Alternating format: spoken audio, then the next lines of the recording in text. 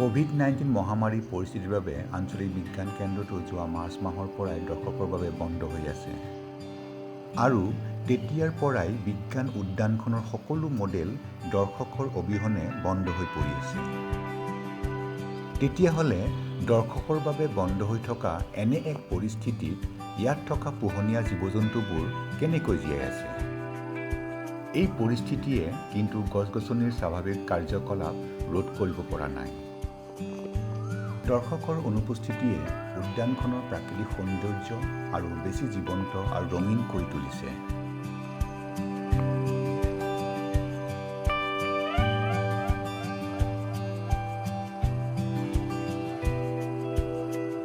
আহক আমি সকলোৱে এই পৰিস্থিতিত আমাৰ মৰমৰ পোহনীয়া জীৱ-জন্তুবোৰ কেনেকৈ জীয়াই আছে চাওঁ।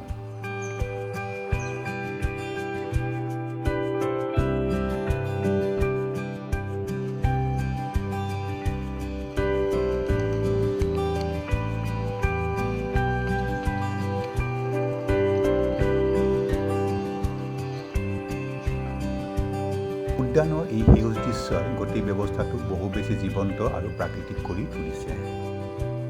লগতে গছ-গছনিবোৰে ইয়াত থকা জীৱ-জন্তুবোৰক একেলগে থাকিবলৈ এক সুন্দৰ প্ৰাকৃতিক পৰিৱেশ প্ৰদান কৰিছে। এই ব্যৱস্থাটো এটা ডাঙৰ গম্বুজেৰে এনেধৰণে তৈয়াৰী যে ইয়াৰ ভিতৰলৈ ৰ'দ, বতাহ, বৰষুণ আদি সহজে সোমাব পাৰে। আৰু ফলত এই ব্যৱস্থাটোৱে জীৱ-জন্তুবোৰক প্ৰকৃতিত মুকলিকৈ থকাৰ এটা সুন্দৰ অনুভৱ দিয়ে। প্ৰথমে চাওক এই পাৰ চৰাইবোৰ। সিহঁতে জীৱনটো কেনেকৈ প্ৰফুল্ল মনেৰে অতিবাহিত কৰি আছে।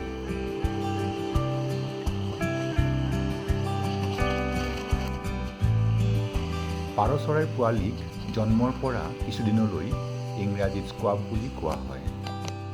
উমনিৰ পৰা পোৱালি জন্ম হোৱালৈ প্ৰায় 14ৰ পৰা 19 দিন আৰু ইয়াৰ পিছত প্ৰায় 12ৰ পৰা 18 দিন ইহঁত মাকৰ তত্বাৱধানত বাঁহৰ ভিতৰতে থাকে। পাৰ চৰায়ে শস্য গুটি, বীজ আদি খাই ভাল পায়। এইবোৰৰ ভিতৰত সুষম খাদ্যৰ তালিকাত মুখ্য হৈছে বীজ। অৱশ্যে চৰাইৰ প্ৰজাতি অনুযায়ী খাদ্য কিছু বেলেগ হ'ব পাৰে। দীঘল আৰু শক্তিশালী পেশীযুক্ত পাখিৰ বাবে পাৰ চৰাই বহুত শক্তিশালী আৰু ক্ষিপ্ৰ গতিৰ হয়। ইয়াত পাৰ চৰাইবোৰে অন্য প্ৰজাতিৰ চৰাইৰ সৈতেও একেলগে খাদ্য গ্ৰহণ কৰা দেখা গৈছে। লক্ষ্য কৰিব, পাৰ চৰায়ে নিজৰ মূৰটো এক নিৰ্দিষ্ট সময়ৰ মূৰে মূৰে অগা-পিছা কৰি থাকে। মূৰটো লৰচৰ কৰি থকা এই কাৰ্যক ববিং বুলি কোৱা হয়। এই ঘৰচীয়া ৰাজহাঁহ চৰাইবোৰ মাটি আৰু পানী উভয়তে খাদ্য গ্ৰহণ কৰে।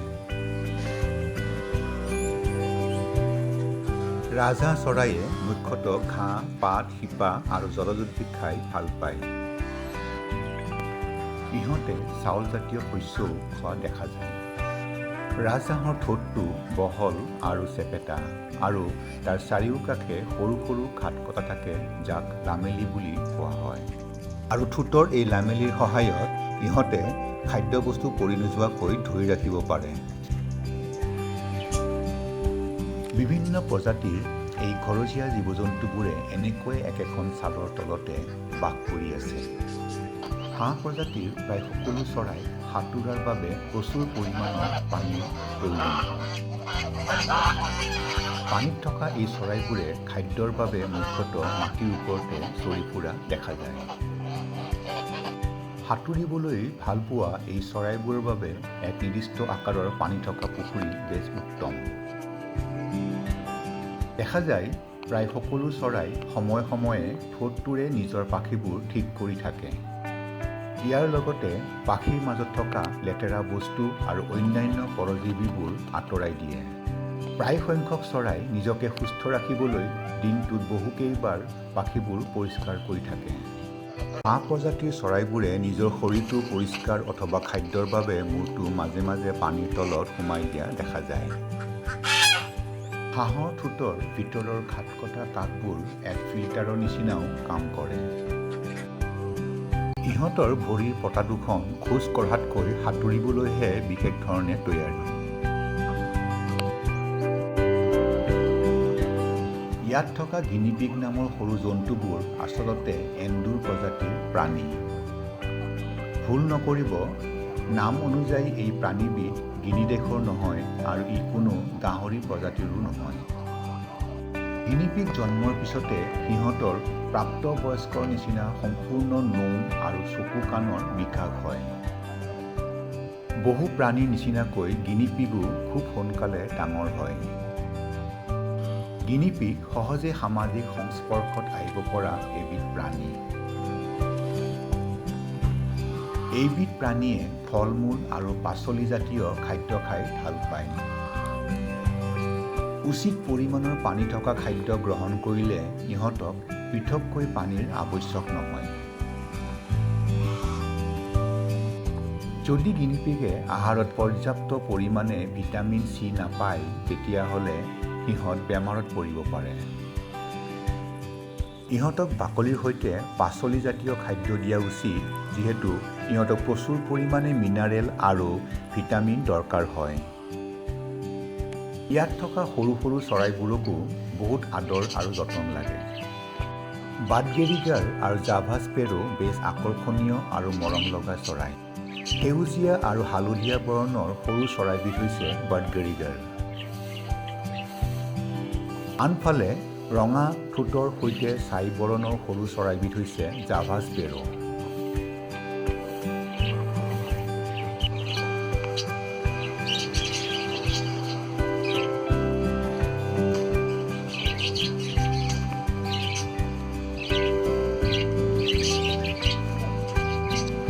কিছুমান চৰাই নিচিনাকৈ বাৰ্ডগেৰিগাৰ চৰাইও নিজে বাঁহ নাসাজে, কিন্তু কণী পাৰিবৰ সময়ত গছৰ খুৰুং অথবা তেনে অন্য কোনো সুবিধাজনক ঠাই বাছি লয়।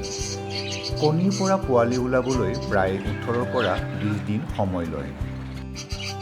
বাৰ্ডগেৰিগাৰ আৰু জাভা স্পেৰো প্ৰজাতি চৰাইবোৰ সামাজিক আৰু ইহঁতে মুখ্যতঃ শস্যগুটি আৰু অন্য বীজ খাই ভাল পায়। আন এক আকৰ্ষণীয় জন্তুটো হৈছে শহা।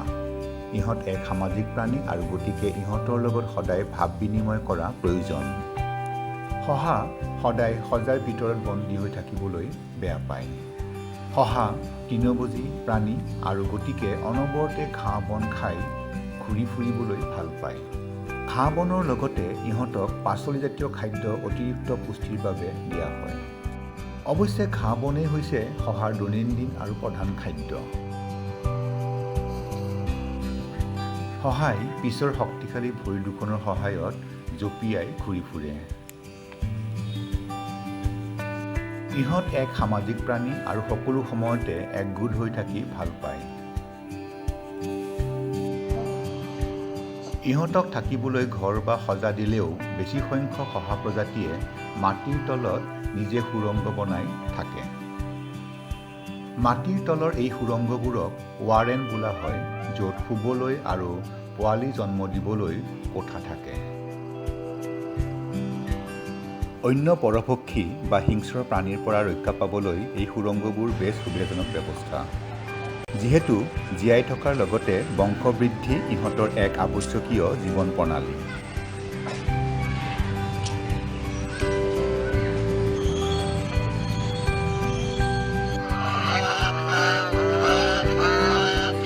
ৰাজহাঁহৰ এই বিশেষ মাতটো ইংৰাজীত হংক বুলি কোৱা হয়। প্ৰায়ভাগ চৰাই সিহঁতৰ স্বৰ অংগৰ সহায়ত এক বিশেষ ধৰণৰ শব্দৰ সৃষ্টি কৰে। চৰাইবোৰে এই বিশেষ মাত বা শব্দৰ দ্বাৰা বিভিন্ন পৰিস্থিতিত সংকেত বা বাৰ্তা বিনিময় কৰা দেখা যায়। মহামাৰীৰ এই সংকটৰ সময়ত বিজ্ঞান কেন্দ্ৰ বন্ধ হোৱাৰ ফলত আৰু দৰ্শকৰ অনুপস্থিতিত ৰাজহাঁহৰ এই জাকটোৱে প্ৰফুল্ল মনেৰে সজাৰ পৰা ওলাই উদ্যানৰ চৌদিশে মুকলিকৈ ঘূৰি ফুৰা দেখা গৈছে। আৰু লগতে সিহঁতে খাদ্যৰ সন্ধানত ইফালে সিফালে ঘূৰি ফুৰিছে। প্ৰকৃতিৰ সকলো জীৱ জন্তুই আমাৰ পৰিৱেশ নিয়ন্ত্ৰণ আৰু ভাৰসাম্য বজাই ৰাখে, আৰু গতিকে আমাৰ জীৱনত এই জীৱ জন্তুবোৰৰ এক বিশেষ ভূমিকা আৰু গুৰুত্ব আছে।